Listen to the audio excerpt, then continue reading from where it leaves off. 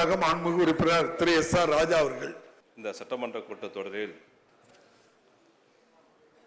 நீர்வளம் மற்றும் தொழிலாளர் நலன் மற்றும் திறன் மேம்பாட்டுத்துறை, கனிம வளம் மற்றும் இயற்கை வளத்துறை மானிய கோரிக்கை மீது பேச வாய்ப்பளித்த 40 தொகுதியை வென்ற தமிழ்நாடு முதலமைச்சர் அவர்களுக்கும், இளைஞர் நலன் விளையாட்டுத்துறை அமைச்சர் மாண்புமிகு உதயநிதி அவர்களுக்கும், அவை முன்னவர் அண்ணன் துரைமுன் அவர்களுக்கும், அரசு கொறடா மாண்புமிகு கோவை செழியன் அவர்களுக்கும், தங்களுக்கும் என் நெஞ்சார்ந்த நன்றியை நான் இந்த நேரத்தில் தெரிவித்துக் கொள்கிறேன். நீரின்றி அமையாது உலகு என்று வள்ளுவர் வாழ்க்கு நாட்டுக்கு நீர்வளம் எந்த அளவிற்கு இன்றியமையாதோ, தமிழ்நாட்டை பொறுத்தவரை நீர்வளம் இன்றைய சூழலில் மிக மிக முக்கியமாக கொண்டது. தமிழ்நாட்டின் மிகப்பெரிய நீர் ஆதாரமாக 56 விழுக்காடு அளவுக்கு கிணறுகள் மற்றும் ஆழ்துளைகள் மூலமாக நிலத்தடி நீர் தமிழகத்தின் மிகப்பெரிய நீர்வளமாகும். எனவே தமிழக அரசின் நீர் கொள்கை உத்தியில் கிணறு, ஆழ்துளை கிணறுகள் சார்ந்து இருக்க வேண்டிய அவசியம். இதில் புதிய தொழில்நுட்பங்கள் நிலத்தடி நீர்வளத்தை இரட்டிப்பாக்குவதற்கு திட்டங்கள் வழிவகை கண்டறிந்து ஆறுகளின் குறுக்கே அதிக எண்ணிக்கையில் தடுப்பணை கட்ட வேண்டும் என்று இந்த நேரத்திலே அவையின் முன் கவனத்திற்கு நான் எடுத்து வைக்கிறேன்.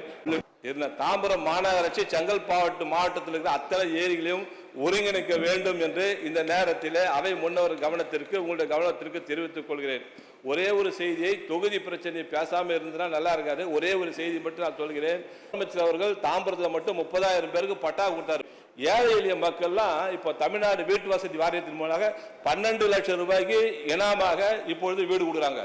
3 லட்சம் ரூபாய் மானியமாக கிராமத்தில் வீடு தராங்க.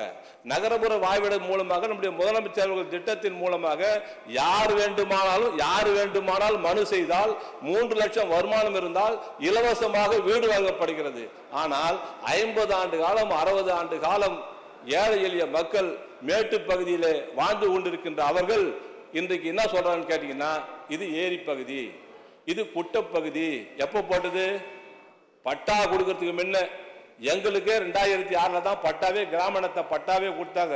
அதுக்கு முன்ன சாணி எங்க போட்டாங்களோ அந்த நாள் அவங்களுக்கு சொந்தம், வெக்கா எங்க போட்டாங்களோ அந்த நாள் அவங்களுக்கு சொந்தம். வண்ணாருக்கு என்று ஒரு மானியம், சச்சனுக்கு என்று ஒரு மானியம், யார் யார் வேலை செய்தாலும் அவ்வளோ மானியம் தானே தவிர எங்கேயுமே பட்டா கிடையாது. ஆனா இப்போ குறிப்பாக தாம்பரம் தொகுதியில் மட்டும் சொல்ல வேண்டும் என்று சொன்னால், செம்பாக்கம் பகுதியில் இருப்பவர்கள், சிட்லப்பாக்கம் ஏரி பகுதியில் இருப்பவர்கள், ராமகிருஷ்ணாபுரம் பகுதியில் இருப்பவர்கள், அதுபோல மாடம்பாக்கம் ஏரி பகுதியில் இருப்பவர்கள், தாம்பரம் தொகுதியில் மட்டும் நான் சொல்ல வரல, திருவள்ளூர் மாவட்டம், காஞ்சிபுரம் மாவட்டம், செங்கல்பட்டு, சென்னை ஒட்டி இருக்கின்ற மாவட்டம், எதை ஒன்று நினைத்தாலும் முடிக்கிற சக்தி அமைச்சருக்கு இருக்கிறது, நம்முடைய முதல்வருக்கு இருக்கிறது என்று சொல்லி முடிக்கிறேன். நன்றி, வணக்கம்.